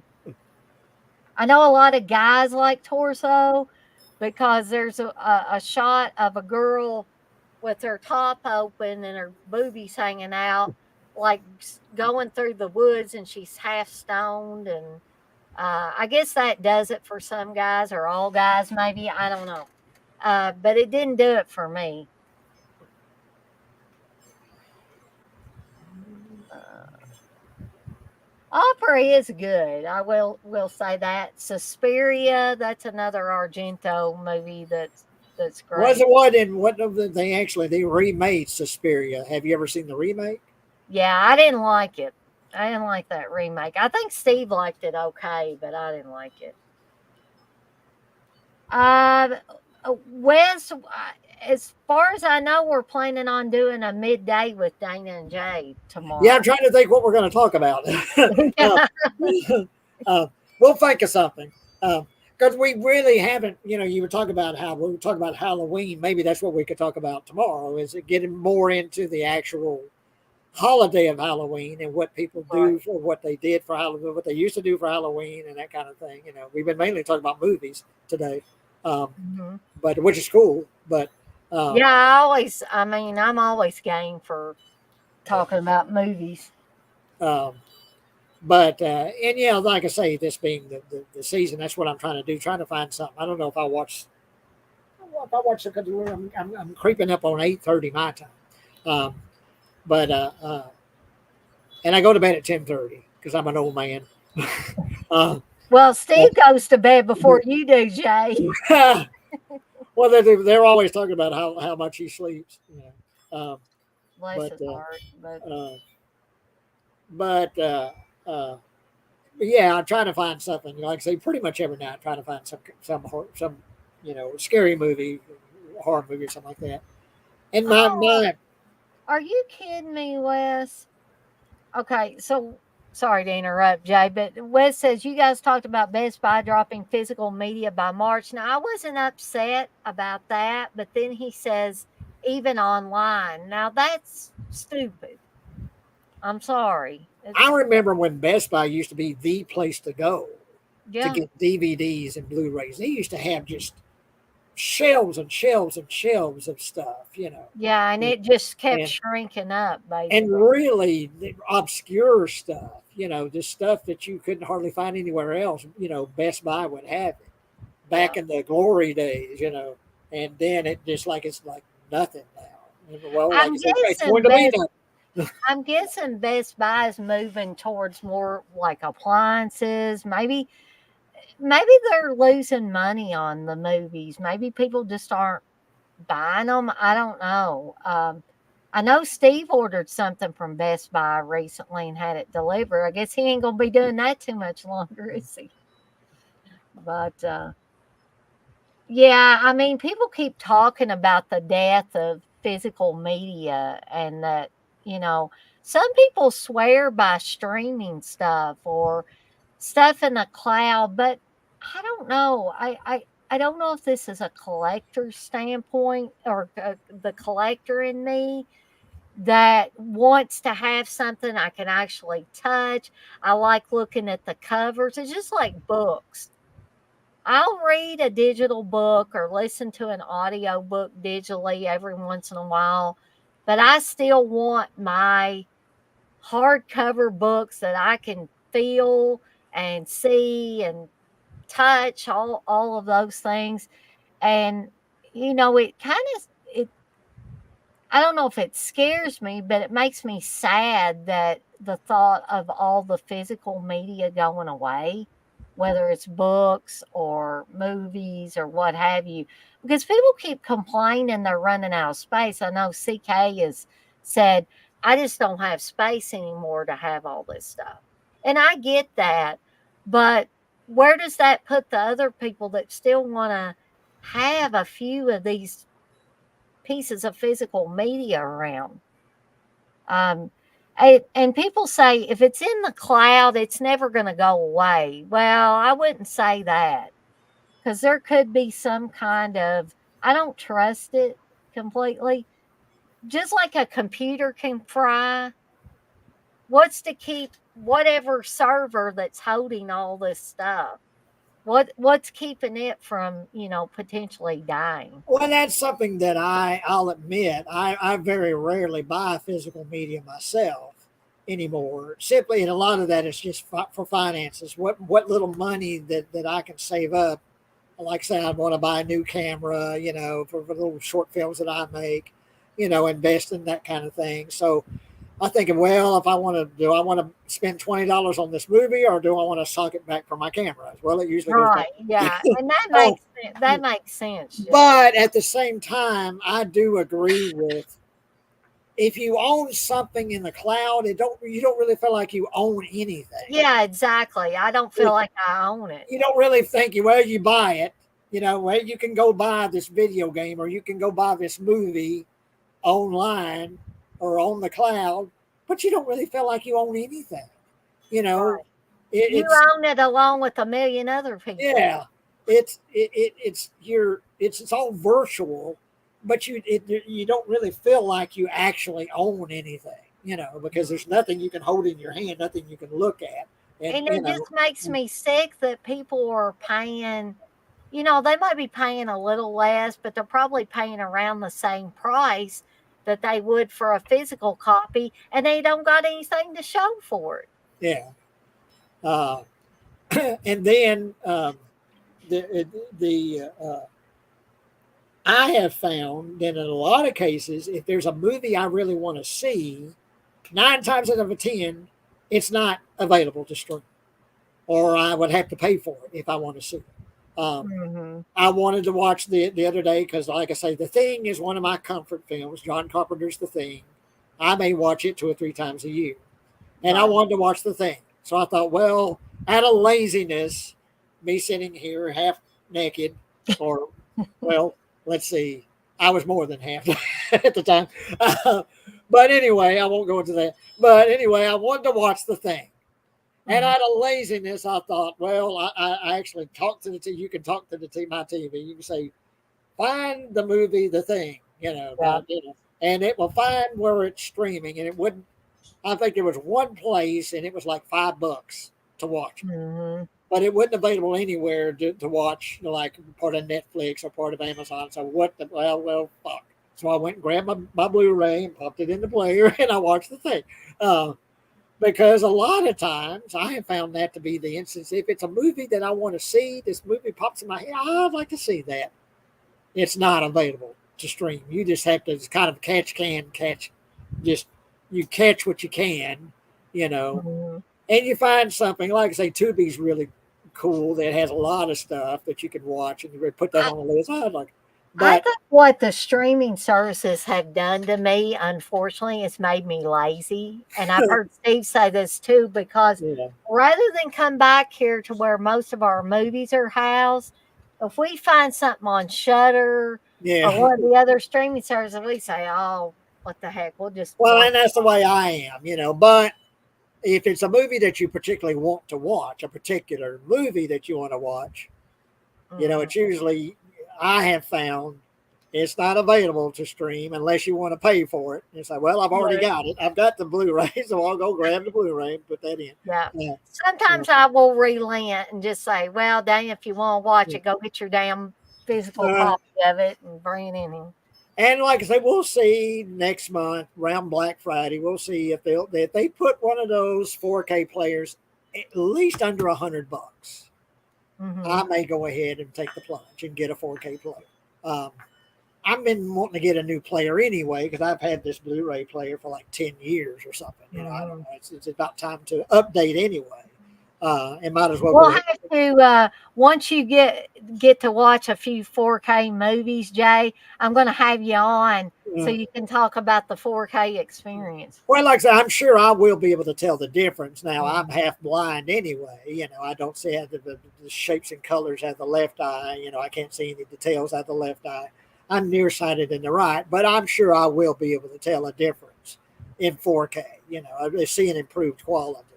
Um, and 4K does play Blu-ray also, does it? Yes, yeah, it will play, and it'll play DVDs if you want to put DVDs in there. Um, So, so I might as well go ahead and, like say, I'm about due to get a new player anyway. Might as well go ahead and get a 4K player, and then take the plunge. Uh, and I've got I've got one 4K movie. I've got Apocalypse Now. I bought the box There set you of go. That's a that. good one to and have. and it's got the original. It's got the both versions. Got the, I don't like that director's cut. That a bunch of extra stuff I don't need. I always like the theatrical. Most movies always like the theatrical cut. Um, Now, Wes is but it's warning you, Jay. He says, got to be careful with 4K, Jay. There are a lot that aren't that distinguishable at all. And he's right about that. I mean, I would suggest you look at reviews or something before you actually plunk down your hard-earned money for well, I was two. like with Wes. Of course, those Wes and Uncle Bill review a lot of 4K stuff, and they'll talk about the quality and how good it is and that sort of thing. Um, so, but yeah, And Chris brings up a good point. I want to bring this up. He says for a 4K that freezes a lot of times, no bueno. He says I like 4K, but I do not trust it, and I have a few of them. Now, I don't know, Chris, if you have one of the modded players or not, but here's the thing I've noticed about the modded 4K players is this, that they tend to be a lot more finicky than just a regular 4K player. But the reason why Steve and I ended up getting a modded 4K player was so that, we wouldn't get stuck by the region lock stuff.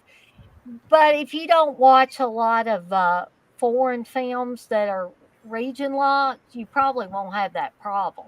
If you're just watching regular 4Ks, you'll be fine. But and here's another thing, because everyone is spending all this money on 4Ks. You just know, maybe a couple of years, it's going to be 6K. It's going to be a new format that, oh, you got to get that. mhm, Because I know there is a 6K because I've seen cameras that shoot 6K. yeah. So it's not going to be too long before they start coming out with the 6K players. And then you're going to be, oh, shit, now I've got to rebuy everything in 6K. Uh, What was it Steve was telling me? And I don't know how many people in here tonight will agree with this, but Steve says for you to like people have been talking about 8K yeah, as well. And I know that's coming too. But Steve told me, he said, unless you just have a gigantic ass TV, he said that you're not really going to be able to see the benefit of 8K. yeah. He says that 4K, he says he's fine with 4K right now. Chris says 8K will not happen, and it may not. It's definitely possible that it won't. Wes says 4K will be the last physical media format for a very long time, at least possibly ever. And I would probably agree with that. Well, like you said, however, where for the majority of people, they stream what they watch. You know, probably Mhm. that's what most people are doing these days.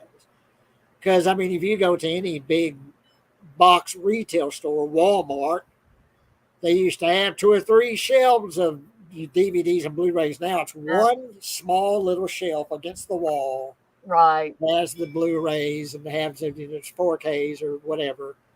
They're just phasing them out. And Uh, I'm not sure if that I'm sure it's part of it. A lot of people are not going to the retail stores to get things like that. They're going to Amazon, they're going to the boutique labels and all of that to get things. So it would stand to reason that the brick and mortar stores are starting to phase that stuff out or have been phasing the stuff out for the last few years. Uh, Wes says our Walmart here has almost all exclusively DVDs now. well, there's the $5 bin because Yeah, everyone's got the $5 bin. Uh, exactly. and every now and then I'll dig through the $5 bin. If I'm going to buy physical media, it's probably going to be for the $5 bin. Well, you can be uh, economical about it. That's a way I to bought. be. I think the last thing I found, and it was a Blu-ray of Who Framed Roger Rabbit, and I bought that. And that was, I don't know, it was 2 or 3 months ago, but I bought that at Walmart for the $5 bin. But I found the Blu-ray for Who Framed Roger Rabbit. I bought that. So, uh, I know we've been talking about movies a lot, but I was gonna talk about an idea I had as far as I don't know if this is gonna be a movie munchies type of thing, but I'm definitely gonna make it for Halloween. And this isn't like a completely 100% original idea. I don't want anybody to think I'm saying that it came completely out of my head. But I have a Jello brain mold. Um, and I'm sure you guys and gals have seen, those Jello molds that are like brains and hearts and stuff like that. But here's the thing: a lot of people don't like to eat Jello.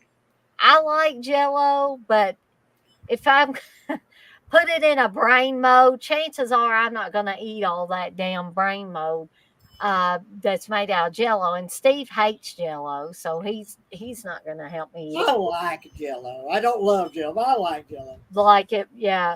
So my idea was I have become obsessed with this Southwest bean dip that they have at Walmart and Kroger and probably a lot of other places too.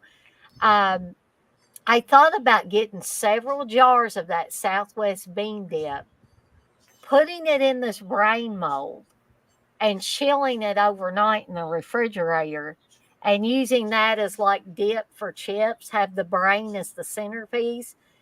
So I just wanted to put that out there and see what people thought of that. Did you get all your stuff for your Father's Day cupcakes? Well, I'm still waiting for one piece, and it's supposed to come by the weekend. And it damn well better come by the weekend, or I'm going to be upset. And then I definitely, if it doesn't come, I may have to make them without it because I've got most everything. This was just one little tiny thing that I wanted to add to it. Let's see, there's a couple of little things I can show him too. Yes, Blissful 7-layer dip is awesome as well. Okay. And all my stuff is original. This is the original version. And Nightmare on Elm Street Part 2. Ooh, The vinyl. The original vinyl. This isn't no, recopy, reprint or anything. This is right. the original vinyl. So, Wes, what would you give me for this? Well, is she still in here? Yeah. What would you give Jay for I got that? it in plastic cover. I'm assuming, because I always took real good care of my vinyl, But anyway, I've got the original vinyl for Part 2, Freddy's Revenge. And here's something, I don't know if there's any. I like the first, 3 or 4 seasons of The Walking Dead. Mhm. Me too, Jay. I would, kind of pick and choose and watch an episode every now and then, just see what kind of zombies they would do. I always had cool zombies, at least. If you didn't like the show, you like, yeah, they're cool zombies. But I like the first, maybe 4 seasons of The Walking Dead. I watched those pretty, I don't know, religiously, but I pretty much watched them all. I think I liked it until they killed Herschel off, and I was like, and then I tuned out. Yeah. But anyway, it's the Bloody Zombie 3-pack, and it's got, remember that zombie that what is it,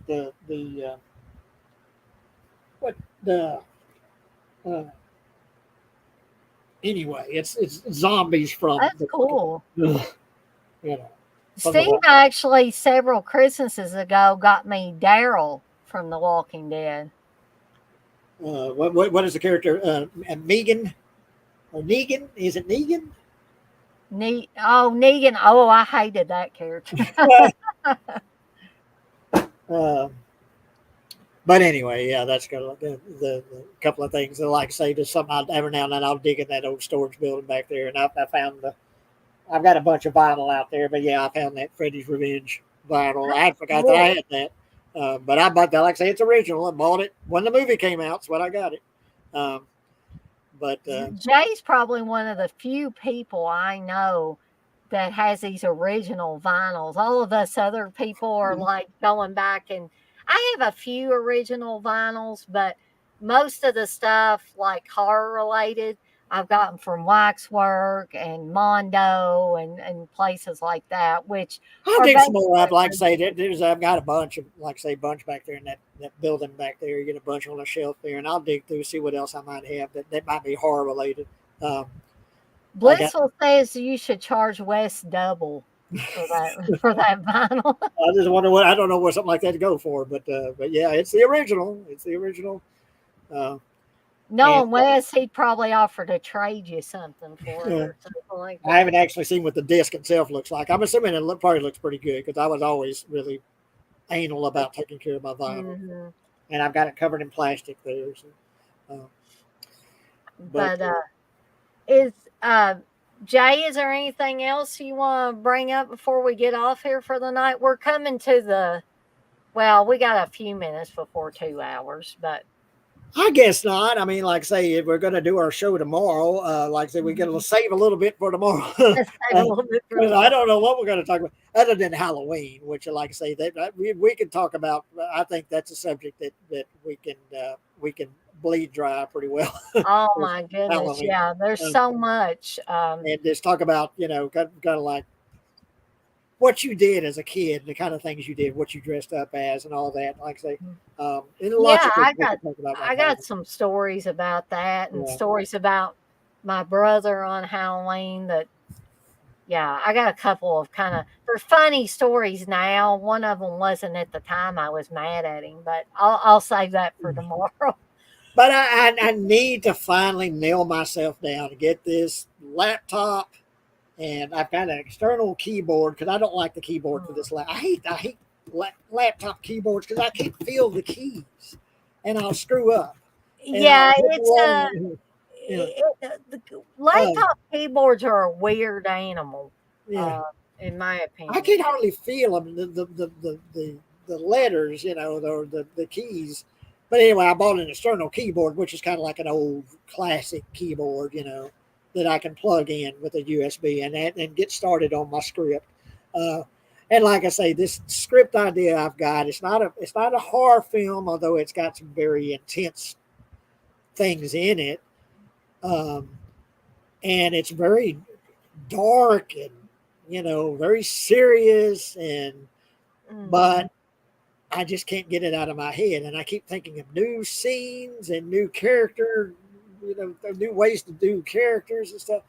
So I think I'm gonna just sit down and just write this son of a bitch because I just can't get it out of my head, and then see what happens. See, get it written down, and then see. Well, do I want to continue with this? Is this something I want to pursue as a film, or do I want to go lighter or more, do a comedy or something? But because really after Crystal, I thought maybe I would do something a little more upbeat and more, But this story won't go it away. won't go away. I can't get it out of my head, and it's darker than Crystal. It's more serious. It's more. Maybe it's something you just need to get out of your system. Well, that's Maybe what I'm saying. Maybe I can just get it out of my head, get it written down, and then and maybe send it to a few people and say, well, what do you think about this? Is this going too far? Is this too grim? Is this too serious? Um, or you could do what Stephen King has done in the past and just put it in a drawer somewhere and then go back to it later. You yeah, know, um, uh, because what I think once it gets written, I think it'll probably leave you alone, Jay. yeah, yeah, It's like I want out, Jay. You know, yeah. write Yeah, me. maybe that's what I'll do. I just get it written down, get it written, because I think it's a good story. I like the story, but it's just so serious and just so.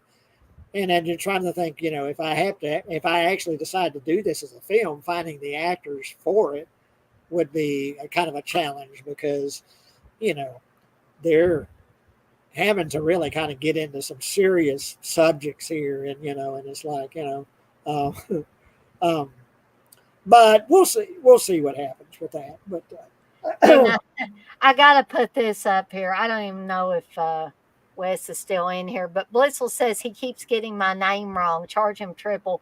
Yeah, I don't know if Wes is kidding around. I've told him more than once what Blissel's real name is, and he's called her everything but her real name in here. So I don't know if he's trying to yank her chain or he, really forgets. Um, but does anybody else have anything they want to ask me or Jay or bring up before we get off here for the night? Or do y'all just want to save everything for midday with Dana and Jay tomorrow? Um, and that'll be at 1 p.m. Eastern time. It'll be 12 p.m. Jay's time. I just realized we're doing it right in the middle of lunchtime for you. Is that okay with you, Jay? I really don't. I'm not a stickler for eating lunch at lunchtime. Um, there's some days I'll wait till 3 or 4 o'clock in the afternoon before I actually eat a big meal or my main meal or something like that. So yeah, no, I don't. It doesn't bother me any. Um, Russell, I have seen Wolfen. Jay, have you seen Wolfen? yeah, man, it's been a long time since I've seen Wolfen, but that's another one I like. I I like. like it now. When I first saw it, I didn't like it at all. It was a movie that had to grow on me a little bit. Uh, Um, and what's the Silver Bullet? Um, hmm that's another one I haven't seen in a long time. I think I saw it on Tubi or something and put that on the list. And I thought, well, I might want to revisit Silver Bullet. Um, uh, and as far as a werewolf movie, um, And Silver Bullet, speaking of Halloween, actually the final scenes are Halloween. Um, yeah. with Uncle Red staying with the kids. And like, say what you want about, since we brought up Silver Bullet, say what you want about Gary Busey's personal life or whatever. He is Uncle Red. He makes that character. Oh, I And love Gary Busey. I mean, yeah, I mean, yeah, I love Gary Busey too. And you actually got to meet Gary I Busey. got to meet him. And when I was talking about, he was on that the what was it the Trump show, uh, and I said, oh, I'm sorry you got kicked out. No, man, I'm coming back. uh, and so yeah, I mean, I got that picture. Well, that's one of the pictures you showed during our Mhm. midday show of me with Gary Busey. But yeah, I like him. Just pretty much anything he was in. I love Gary Busey. But like some of the lines I mean, some of that's the screenplay, the writers and stuff, but the way Gary Busey delivers those lines, like, I'm a little too old to be playing Hardy Boys Meet Reverend Werewolf, and he says, I'm as nervous as a virgin on prom night, and just different things like that. It's just, I don't know, it's classic Busey to Yeah. me, all of that stuff. What do you think of Ginger Snaps? Ginger Snaps, I did not watch Ginger Snaps for a long, long time. And then when Joe Bob showed it on his show, I watched it and I was like, this isn't too bad of a movie, actually. As far That's as, another one I haven't seen in a long time. And when I was sort of making the list yesterday on these different channels, that popped up. So I put it on the list, but I didn't know if there was something I should revisit because I saw it, but it's long. I think when the movie came out on DVD is when I first, the only time I've seen it. So Chris, The Howling is great if we're talking about werewolf films. But a lot of people think it's blasphemous when I say this, but I love The Howling. I love Joe Dante. Rob But Bottin again, Rob Bottin's effects. right. But I have to put American Werewolf in London just a little bit higher than The Howling. And I'm going to get boos here. Yeah. Please, people don't throw Well, I tomatoes. mean, Rick Baker's effects in that are just, like I say, they set a standard for practical effects. That transformation in American Werewolf in London. Uh, In harsh light, too. I mean, that was something that they brought up in the documentary on that is all in harsh, bright light. A lot of werewolf transformations are in darkness. yeah, And you see little bits here and there, like the yeah, muzzle coming out or the hands getting the claws yeah, and stuff like that. But in American Werewolf in London, it makes it look extremely painful. Yeah. That Well, whole that's a good description. It looks painful. It looks like he Mhm. looks like he's in pain. Um, and you imagine if you're going to transform into a werewolf, that would be painful. Uh, you know, but yeah, that then his that transformation, that whole segment is like that was the pinnacle of practical effects at the time of Mhm. that type. Um, and what's interesting, you bringing up the Howling. Also, he originally Rick Baker was supposed to do the effects for the Howling, uh, Yes, he was. and for whatever reason, he went over to John Landis's American Woman from London, and then Rob Bottin took over for the effects for the Howling. Um, uh, but Rick Baker was originally going to do the Howling. Um, Mhm. and but yeah, I do too. As far as the effects, I put American Werewolf over the Howling as far as the effects. The effects are very cool in the Howling. And the whole, like, I find myself laughing at this stuff, and I probably shouldn't in American Werewolf in London, but, like, when Griffin Dunn's character comes back from the dead, and he keeps telling David that he's gotta kill himself. You know, you gotta kill yourself, David, or you're gonna turn into a werewolf and you're gonna kill more people and you're gonna make more people like me.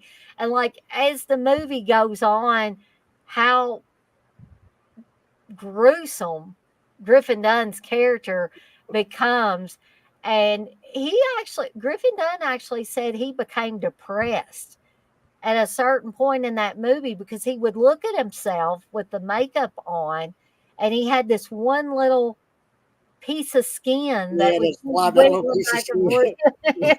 Right. Yeah, I remember him talking about that little piece of skin. He kind of worked that, he kind of worked that, that little skin, the piece of skin that would flap, when he talked. And in the when he first makes himself known to David, and like when he closes the medicine cabinet, and in the Yeah, mirror you see Griffin Dunn back there, and then the whole scene with the Mickey Mouse, he picks up the Mickey Mouse yeah, and says, "Hi, David, yeah. put that Uh, down." They have that whole back and well, and that's forth. what I really like about American Women of London. It's that's also funny. It's a black comedy, but there's a lot of very funny moments in that. And even before the werewolf stuff happens, permit me to be a little vulgar What here. was the little British kid? Oh, A I naked think an American man stole American my man just balloons. so Oh man. But the scenes at the beginning where you see that they're backpacking and they're planning on going to all these places after England, they're going to go somewhere else, and Yeah. um, they they are talking about like this one girl who uh, Griffin Dunn just is in love with, and David is basically trying to tell him, she doesn't care about you, and they keep going back and forth, and he says, "You're talking about the woman I love," and he said, "We're talking about a woman you want to fuck, okay?" So the buddy back and forth stuff, even though some of it is vulgar Yeah. and stuff, it's just so funny. Yeah, and then the pub they go in. What's the name of the pub they go into? The Uh, the slaughtered lamb, the Slaughtered Lamb. and they're like, "What's that five-pointed star mean?" And everybody just, and then that one guy that's playing darts, he said, "You made me miss." I can't do the British accent, And I unfortunately. love when the scene in the theater. There's a porn showing, and um, and the See you different next the different Tuesday. dead people suggesting ways that he could kill himself. Uh, Yeah, a uh, gun, and uh, in those lovely British yeah. accents that I love so much. Uh, Um, Giving him ideas on how he could kill himself. and then Griffin Dunn's like, "No, it could go wrong, and then he'd be, stuck in a hospital or something and be, not able to talk or something Don't like want him to that." suffer. Just want Yeah. And then, they keep saying stuff, and he says, "This is a friend of mine. Do you mind?" Because they just keep on. Um, but guys and gals, I would love to stay on here longer, but do have work tomorrow for half a day at least. And I've been feeling this helps. This actually helps getting on here and having a good time with you guys and gals and Jay and everything. But I have not been feeling the best. I've been running temps between 100 and 102. It's been kind of going back and forth. So I do need to get a little rest, but I want to thank Jay for being on here with me tonight. So I didn't have to be on here by myself rambling about nonsensical things. Thank you, Chris. Chris says, great stream, Dana and Jay. I want to thank the chat. This has been a pretty lively chat. We had about 20 people in here at one time, so that's that's big numbers for me anyway. I don't think I'm ever going to be dead pit level, but that's okay because I enjoy these nonetheless. Um, I'm glad you had fun, Russell, and I'm glad that you were able to stay for the duration. I thought there at first you were going to have to bow out a little bit earlier, um, but yeah. So tune in tomorrow at 1 p.m. Eastern time, where it'll be me and Jay again, midday with Dana and Jay. Well, think of something to talk about. We it might be Halloween stuff again, which is fine with me. There's no shortage of Halloween stuff to talk about, and also let's see a little reminder of what the watch alongs are going to be. House by the Cemetery, the Lucio Fulci film will be Saturday, and the comedy film with Kiefer Sutherland and Dennis Hopper, Flashback, will be Sunday. So I hope some people want to come on live on the stream with me to join in with that. If you don't own the movie, I'm going to try to find copies of the movie online so that even if you don't come in live on the stream, if you want to come in the chat and watch along with us. Thank you, Blissful says great live, Dana and Jay. Thank you, Coco says night, guys, fun show. So with all that being said, me and Jay are going to skedaddle on out of here for the night, but we'll be back tomorrow, barring the world not ending or something like that. Uh, and so everybody have a good night. Jay, you have a good night, and I'll see you Thank you, everybody. Dave. Um,